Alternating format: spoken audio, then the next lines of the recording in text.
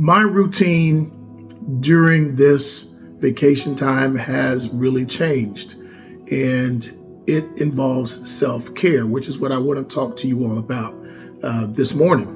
And hopefully this will be something to inspire you to reflect on your self-care and how you are really looking after yourself.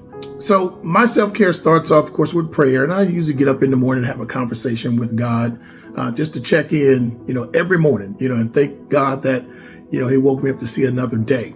But now, in addition to that, I will also read a book or start reading another chapter or so in a book, just to edify myself and learn something that I had not previously known.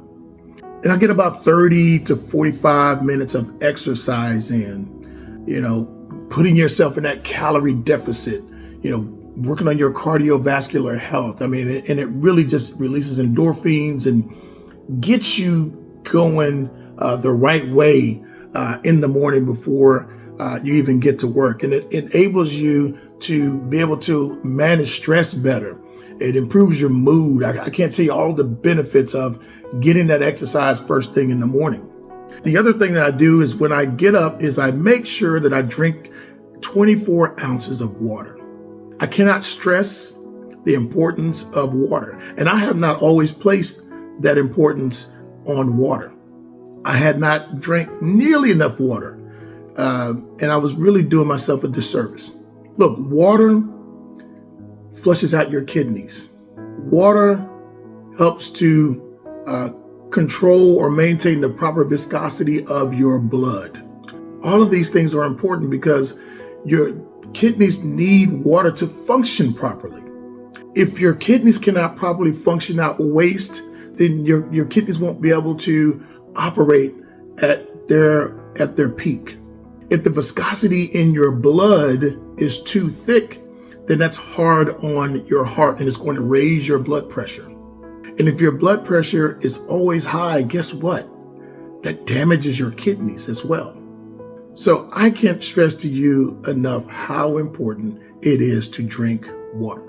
Now, not only do I drink 24 ounces of water in the morning, I make sure that I get a gallon of water a day. And I can't tell you how much better I feel, how much energy I have. I could go on and on about that. Look, drink your water. You won't regret it. The other thing is make sure you're eating 90 to 95% whole foods. Cut out the highly processed foods, the carbs that come from cookies and cakes and chips and things like that. Cut down on the sugars. Sugar does so much damage to your body. And what people don't realize is that sugar also impacts your cholesterol. You'll have to look that up and research it for yourself. I don't want to go too much into that, but cut the sugars, cut the highly processed foods. Look, I love cakes and pies, and I definitely indulged over the holidays. Anyone who knows me will tell you I love sweet potato pie. I love pecan pie. I absolutely love Italian cream cake. And my wife is a phenomenal baker. But I have to be responsible to myself, first of all, and making sure that I only have those things in moderation.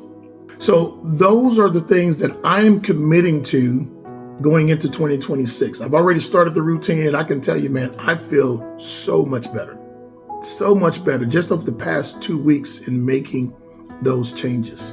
Scale is coming down, and I haven't even really made any drastic changes. So as I'm making these changes and implementing them, I'm getting more and more encouraged because I'm seeing the results. I'm feeling the results.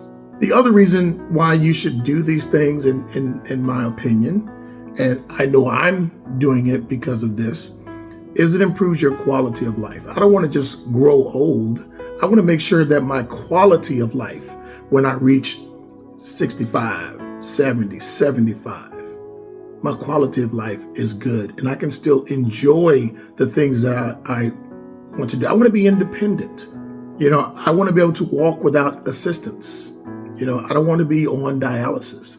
I don't want to, need a wheelchair or look. And there's some instances where people need that, but I'm trying to do everything that I can to make sure that I'm living a healthy life, leading a healthy lifestyle, and that I'm being responsible to myself now while I have the opportunity. So look, hopefully that's a blessing to someone, but that's my commitment. You need to probably reflect on what's your biggest takeaway for this year and what you want to commit to going into 2026. I believe that 2026 is definitely going to be a challenging year. I'm not going to try to pull the wool over anyone's eyes. If you thought 2025 was challenging, wait till 2026. This year was definitely preparing us for the year to come. But I believe that if you do all the right things and you stay on the right side of the issues, you're going to be okay. And just remember that God is in control. Don't panic. Take care of yourself. Remember, I don't care how much money you have. I don't care how much wealth you have. If your health is not in check, you can't enjoy it anyway. I want to be around a long time for my wife, for the kids. I want to be around for my nieces and grandnieces. I want to live a good, healthy, full life.